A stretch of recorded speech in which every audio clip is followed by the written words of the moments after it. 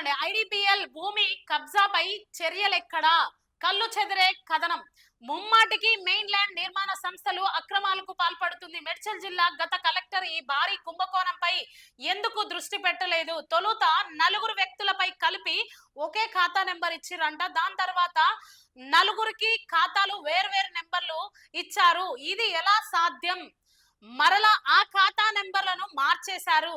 ఈ నలుగురు కోసం రెవెన్యూలో కొత్త చట్టం ఏమైనా వచ్చిందా అని ఇక్కడ ప్రశ్న. చూడండి, ఈ వ్యవహారంలో ఇన్కమ్ ట్యాక్స్ డిపార్ట్మెంట్ సైతం కేసు నమోదైంది. మెయిన్ ల్యాండ్ నిర్మాణ సంస్థలు ఆ ఆర్ఓసిలో బ్లాక్ లిస్ట్ లో పెట్టాలి. ఐడిపిఎల్ కు సంబంధించిన ప్రభుత్వ భూమిని కాపాడండి అని మొరపెట్టుకుంటూ ఎన్నో రోజుల నుండి ఐడిపిఎల్ భూముల మీద కథనాలు రాస్తుంటే ప్రభుత్వ అధికారులకు కావచ్చు, ప్రభుత్వ నాయకులకు కావచ్చు, లేకుంటే స్థానిక నాయకులకు కావచ్చు ఎందుకు వినపడడం లేదు అంటే అందులో వాళ్ళకి ఏమైనా భాగస్వామ్యం ఉందా? చూడండి, ఈ అవినీతి భాగోతంలో వీరందరికీ భాగస్వామ్యం ఉందా అంటే దానిలో వాళ్ళ మౌనమే మనకు సమాధానం.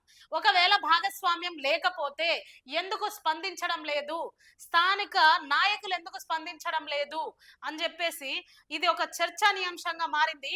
ఈ అక్రమంపై విచారణ సంస్థల చేత విచారణ జరిపించండి, ముఖ్యమంత్రి గారు ఒక లుక్ వేయండి ఐడిపిఎల్ భూముల మీద అని చెప్పేసి మొరపెట్టుకోవడం జరుగుతుంది.